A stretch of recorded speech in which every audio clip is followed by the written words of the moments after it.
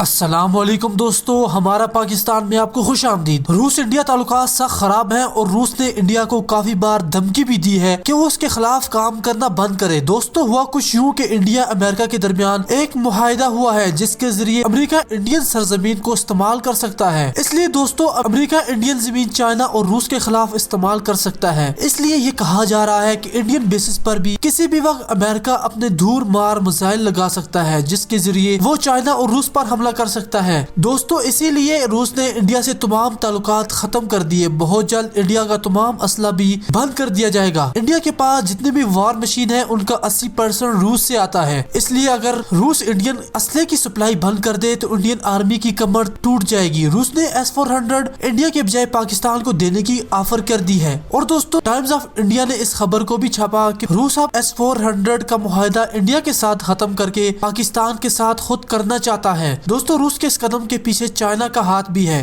China نے روس کے ساتھ یہ ڈیل کی کہ وہ انڈیا کو S-400 نہ دے اور اس کے بدلے پاکستان اور ایران کو S-400 بیچ دے۔ ایران کے ساتھ معاہدہ ہونے والا ہے اور اب پاکستان کے ساتھ بھی S-400 کا معاہدہ ہو سکتا ہے۔ دوستو، 2021 میں پاکستان آرمی ہتھیاروں کے معاملے میں کافی آگے جا چکی ہے۔ فتح 1 اور پھر شاہین 3 کا ٹیسٹ کر کے پاکستان آرمی نے دکھا دیا ہے کہ پاکستان آرمی کسی سے پیچھے نہیں۔ دوستو، 2022 تک پاکستان کے پاس 8 جدید چائنی یوہان کلاس ابدوزیں بھی آ جائیں گی جو اس دور کی جدید ترین ابدوزیں ہیں جن کی ڈیلیوری ابھی سے شروع ہو سکتی ہے۔ پاکستان دل بدل اپنے آپ کو مضبوط کرتا جا رہا ہے۔ اس کے بارے میں آپ کی کیا رائے ہے؟ ہمیں کمنٹ سیکشن میں ضرور بتائیے گا۔ اللہ حافظ۔